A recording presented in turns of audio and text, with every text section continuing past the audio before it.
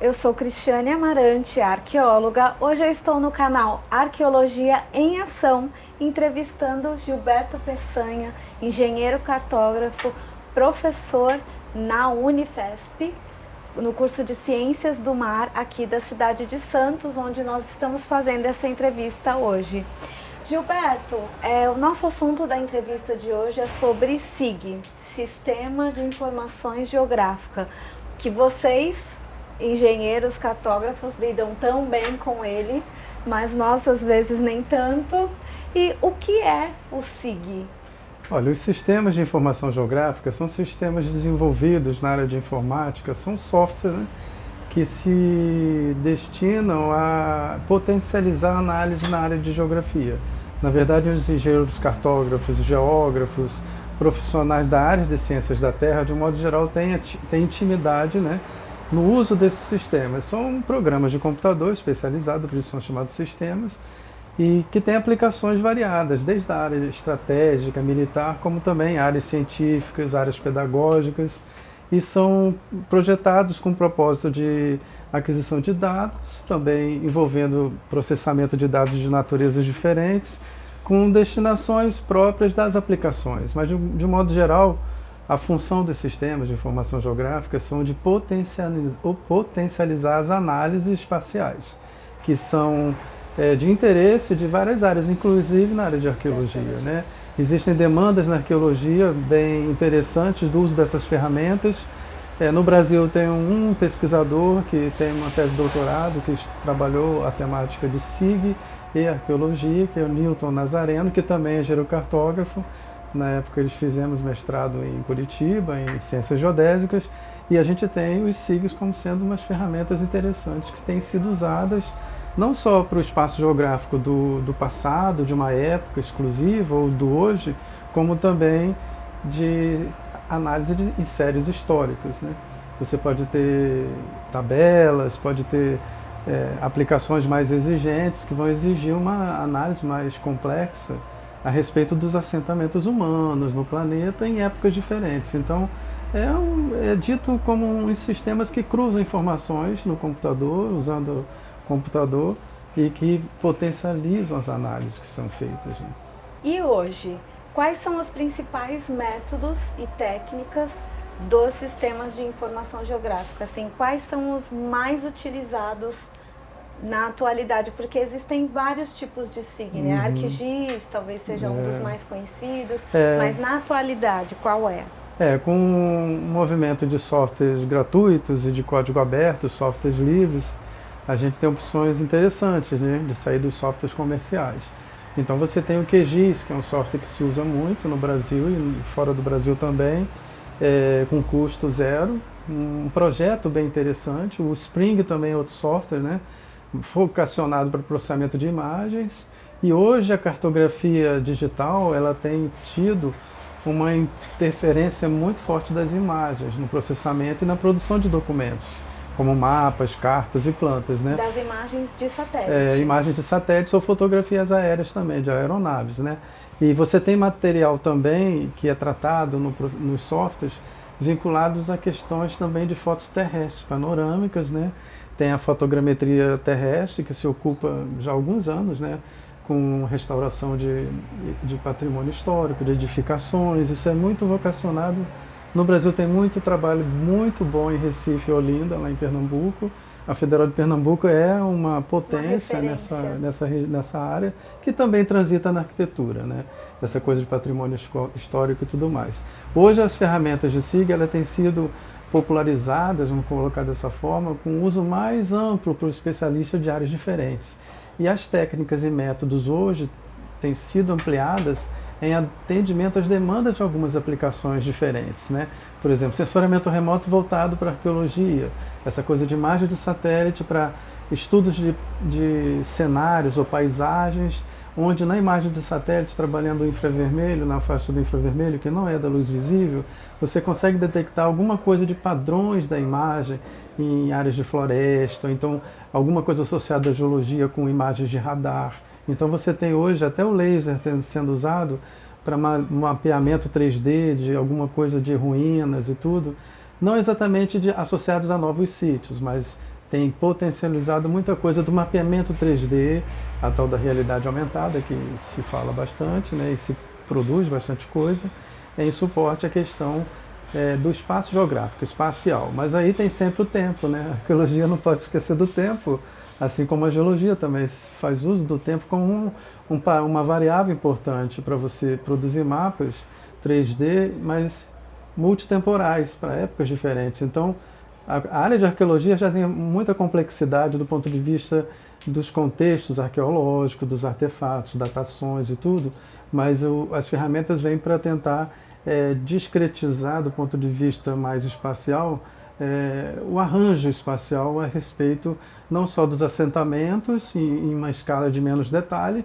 como também na fotografia aérea, ou então na topografia mesmo de estação total mais clássica, do mapeamento de detalhes de um sítio arqueológico, associado às camadas, às escavações, ou então em situações aí de apoio na parte da posição dos artefatos. Então a escala de análise no SIG, você pode ter uma escala mais regional, associada à paisagem, ocupação. Que é que hoje, chama de né? Intrasítio, entre um sítio e outro. Isso, podemos até nos intersítios. SIGs pode se relacionar também a questão de migração humana no passado, associada às épocas também. Então, e também na área de simulação, né? Do ponto de vista de simulação e com dados de tabelas, né? Os SIGs têm o poder dele não é só a questão da imagem em si, é a agregação de dados de tabelas que incrementam muita coisa vinculados até aos trabalhos de campo de arqueologia. E qual é a importância, então, do SIG na arqueologia? Existe, na verdade, um conjunto grande de aplicações em arqueologia, onde você pode fazer uso desse software, né, dessas ferramentas. Existem trabalhos publicados na literatura bem interessantes, vinculados a sítios na América do Sul, na América do Norte, que eu andei já pesquisando para até potencializar minhas aulas de cartografia. Eu tenho vazado alguns argumentos na arqueologia para incrementar e os alunos da ciência do mar também entenderem um pouco que o homem e o mar têm relações com o passado, né, com as ocupações do passado. Mas as ferramentas do SIG, elas têm sido potencializadas também com algumas técnicas vinculadas aos dados em si, né? Você pode ter, na verdade, sistemas computacionais para restauração ou restituição de alguns sítios, vinculando objetos por coordenadas, latitude e longitude, e vinculação em determinados sítios, a posição, até a nível também de ossadas humanas, de carvões. Então, a escala de análise do SIG, ela te permite você trabalhar numa coisa mais detalhada e vincular a posição geográfica por coordenadas, pode ser latitude e longitude, né? E a orientação, porque os SIGs trabalham com 3 aspectos, né? Que tem a ver com a cartografia: a navegação, orientação e posicionamento. Então é nesse conjunto de possibilidades que o SIG ele tem sido usado como uma ferramenta que potencializa. Quando eu falo potencializar, também é no campo da qualidade dos mapas que se produz para os artigos científicos, entendeu? O que hoje tem de exigência até de periódicos internacionais no meio acadêmico é uma exigência a respeito dos mapas, das imagens, né? Então não é só pegar uma imagem do Google, botar umas coordenadas ali e trazer uma coisa mais simples. Você tem artigos que ganham valor na questão da cartografia dos sítios, da cautela que se deve ter a respeito da posição dos objetos, assim, genericamente falando. É claro que cada sítio tem análises que podem ir no regional, no local, podem ir para uma escala de menos detalhe, né? Tem situações interessantes dessas ferramentas que apoiam, né? Então aí você me diz que a análise intrasítio, né, que é dentro do sítio, ela é mais clara quando eu sei me utilizar melhor de uma ferramenta de SIG. E a gente pode chegar ao detalhe de, por exemplo, ter no SIG várias camadas descritas, porque a escavação é destruição. A partir do momento que a gente tira, não tem mais.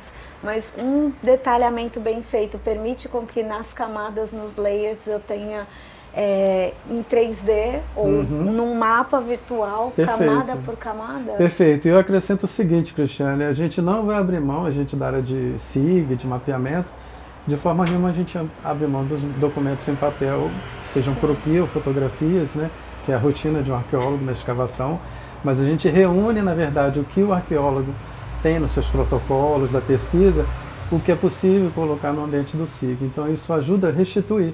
Restituir, que eu digo, é analisar os objetos na sua posição original e de alguma forma, entender um pouco os processos como ocorreram, não só da geologia da deposição, como também do assentamento do passado, em termos de costumes, hábitos. Que é o métier do arqueólogo mesmo, né? Entender as ocupações e todo o conjunto de informações associadas aos contextos arqueológicos daqueles sítios, né? Então é muito bacana porque você consegue restituir. E a visão 3D auxilia algumas vezes entender alguns aspectos que isoladamente no analógico você não tem a sacação daqueles aspectos. Então auxilia bastante. E como é uma ferramenta tecnológica, os SIGs, né, que tem potencializado muita coisa na área das análises, é o que tem sido explorado mesmo, né, no incremento, e não é de alto custo. Então agora, Gilberto, na nossa conversa nós vamos para a parte dos exemplos. Quais exemplos você conhece, que você tenha participado da pesquisa ou não, que você poderia citar em relação ao uso do SIG aplicado à arqueologia? Você já comentou sobre o Nazareno, que é um trabalho de referência para o Brasil, acredito que um dos primeiros do Brasil a respeito do assunto, mas que outros trabalhos de lá para cá, né, acho que 2010, por aí, alguns outros trabalhos vieram. E o que você cita para nós, ou explica a respeito disso? O Nilton Nazareno, ele tem um trabalho interessante em Goiás, né? O foco dele foi os sítios goianos, né? E houve oportunidades minhas de estar no Museu Nacional com a Antônia Lima, né?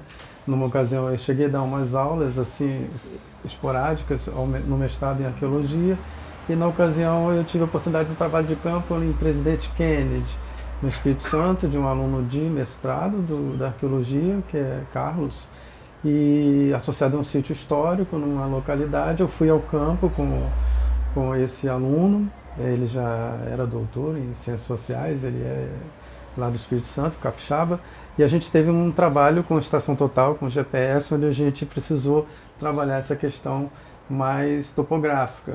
E tinha material aflorado de sítio histórico, associado a uma igreja. Eu não vou lembrar os detalhes do contexto do trabalho do Carlos, mas foi um primeiro momento que eu dei um suporte paralelo a uma pesquisa aplicada, né? Onde ele teve uma investida de mapeamento do ponto de vista de coordenadas e ao mesmo tempo também com imagens de satélites, né? Então as imagens de satélites nos dão resoluções na ordem de 30 metros, 20 metros, 10 metros, para alguma coisa mais voltada para o mapeamento regional. Às vezes a questão do sítio, numa escala de detalhamento, exige uma análise regional, inclusive no contexto da analisar a paisagem hoje, o uso hoje da terra, para tentar entender um pouco o que teve no passado recente, lá era século XVIII. Já houve uma ocasião com uma aluna do mestrado, né, de um professor Paulo Seda, da UERJ, em que ela estava trabalhando no sítio em Minas Gerais, Serra do Cabral. Aí as imagens de satélite vieram também como um apoio importante para contextualizar a Serra do Cabral, uma região de Minas Gerais, com imagens também no infravermelho, para entender a paisagem hoje, o uso da terra hoje, em que medida o sítio que tinha material aflorado naturalmente, né, sítio histórico também, eu acho que ela também era século XVIII, foi outro momento que eu trabalhei numa pesquisa acadêmica de suporte. Mas existem, na verdade, algumas participações pontuais que eu tive, mas meio independentes dos arqueólogos. Assim, na verdade, tem sítios na Ilha Grande, vinculadas a matacões, com traços lá do homem pré-histórico associado a sambaquis, né, a sambaqueiros, né, produção lítica mesmo, com sulcos na rocha e tudo. Então, eu tenho tido um avanço grande, interessante da arqueologia, junto com os meus alunos, até hoje aqui na Federal de São Paulo. Lá no Rio era Federal Fluminense, na UERJ também, eu estou há 5 anos aqui na Federal de São Paulo, trazendo um pouco essa temática da arqueologia na interface do mar com o continente, ou então o mar com as ilhas. Isso tem gerado um grande entusiasmo dos alunos em aprender, né? Ou seja, começa a abrir a cabeça a respeito de outras pesquisas paralelas. Uma coisa que a arqueologia tem de fortaleza, né, de forte, é a interface com muita área, né? A arqueologia, ela dialoga com muitas áreas, né? E isso nos dá, na área de cartografia, ciências do mar, a oportunidade de de ter essas investidas. E tanto na topografia local como em umas imagens de satélite mais mapeamento regional, houve oportunidade de eu ter essas participações, mas eu tenho trabalhos de leitura, né, de outros autores que trabalham assessoramento remoto também, no Peru principalmente, lá em Machu Picchu, em outras regiões dos Andes. Inclusive atualmente a gente tem um curso de drone aí que a gente vai oferecer aqui na Baixada Santista, com intenções também de ampliar possibilidades de uso de drones para mapeamento, claro, teleguiado, né, não tripulado, para alguma coisa voltada mais para conservação de material aflorado de sítios. Aí tem a ver com patrimônio histórico, né? E a erosão, ela é cruel com todo mundo, né? Não é só com a gente não. Todo material que tem exposição tem oxigênio, tem Às chuva. Às vezes ela né? é boa com a gente, né? Porque a erosão revela o sítio em alguns momentos. Revela. Quando ela descama, ela faz o trabalho anterior para o arqueólogo, já mostra o material. Mas tem uns ali. trabalhos interessantes no Peru, né? A Universidade Católica de Lima. A Lilian Revelato me sinalizou uma ocasião que tem trabalho bacana, mas é de suporte, né? Mas envolve o SIG também, porque as imagens de drone a gente processa nos sistemas de informação geográfica para apresentar cenários, né? Até a questão do turismo de carga de pessoas em locais turísticos, como o caso de Machu Picchu, né? Que é de patrimônio histórico e de grande importância para o planeta. Você tem que ter o controle da visitação. Então os SIGs eles têm uma penetração grande nas ações e atividades que envolvem a arqueologia, desde a pesquisa básica, né? Como também na área educacional e na área do turismo científico. Né? Você pensa que para operar o SIG tem que ser geógrafo ou engenheiro cartógrafo? Não exatamente, porque do ponto de vista de geografia e cartografia, a gente auxilia bastante os outros especialistas que usam os SIGs. Né? Na verdade, os SIGs eles são projetados para profissionais de áreas diferentes, não só da área de geografia, de cartografia e agrimensura. Você tem arquitetos, engenheiros, profissionais da área de saúde que também trabalham coisas vinculadas à arqueologia.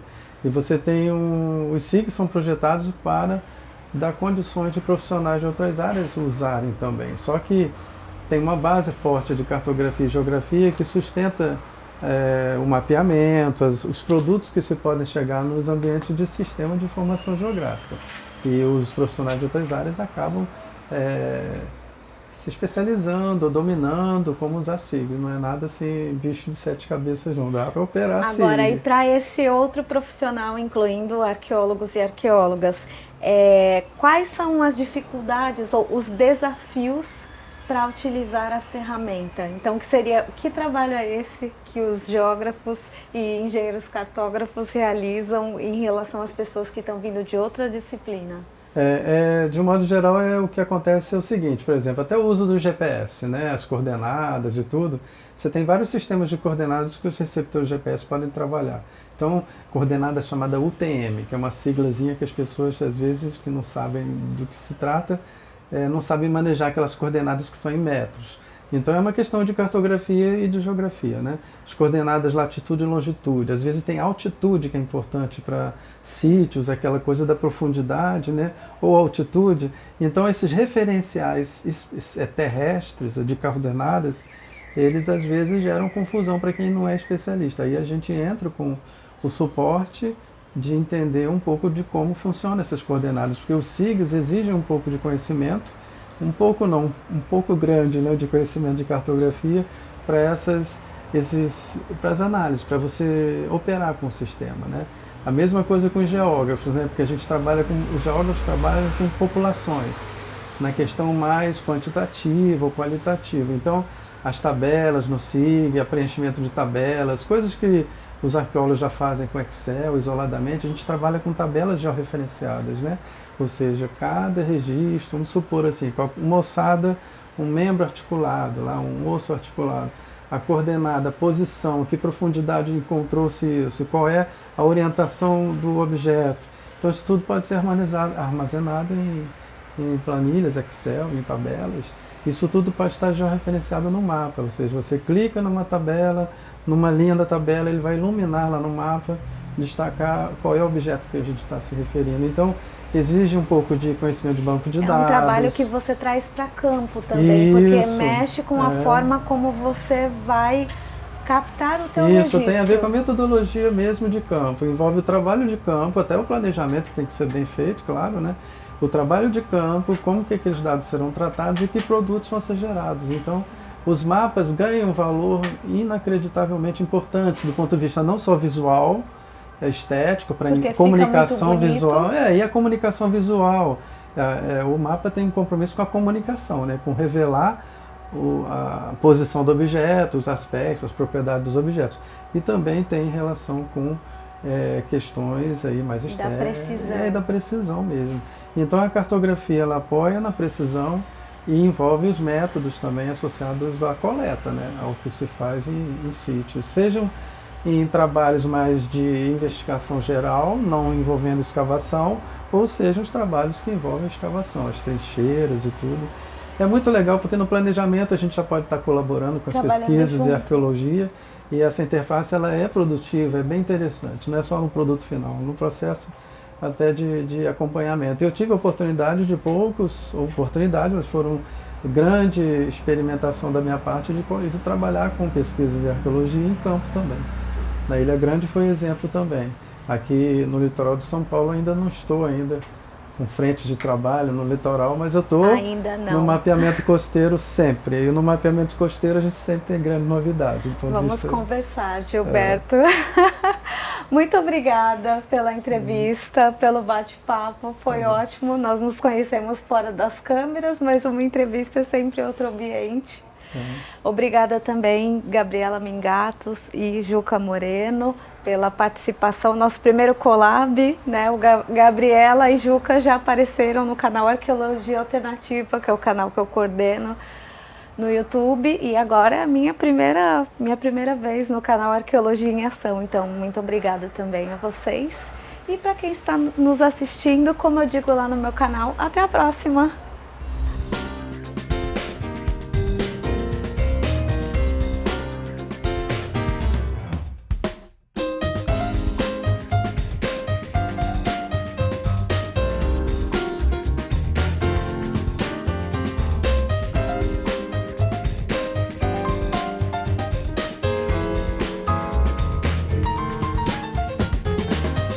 Eu tenho em mente que o campo de trabalho de um profissional da minha área, de cartografia, também coloca a geografia, a agrimensura, a interface entre essa parte toda de mapeamento e as pesquisas de arqueologia e os arqueólogos em si, eu acho que é um campo muito produtivo, muito fértil, né? E a arqueologia brasileira, ela tem se mostrado, eu sou observador da arqueologia, não sou especialista, mas eu tenho observado que as gerações que estão vindo aí de arqueólogos são arqueólogos muito competentes no sentido também de disseminar o que publica, o que se envolve em pesquisas, né? E um recado para o arqueólogo, acho que eu daria um recado positivo, né? Um comentário meu a respeito da interface persistir nesse campo aí da geografia e da arqueologia, que é uma interface que a gente observa em alguns trabalhos até internacionais, que tem tido um campo imenso de atuação do ponto de vista de muita coisa, não só no campo dos sítios que ainda existe a serem pesquisados, mas no campo das técnicas e métodos e das novidades que a gente pode oferecer no campo do que é exigido, né, do que tem de requisitos para a pesquisa e também o trabalho do profissional de arqueologia no Brasil, né? Então é no campo aí da qualidade que a gente pode ter de trabalho em conjunto, e eu acho que é nesse sentido que eu falo sobre uma questão que é uma opinião minha a respeito do que a gente pode fazer muito ainda no campo da arqueologia e da conversa, do diálogo com os arqueólogos.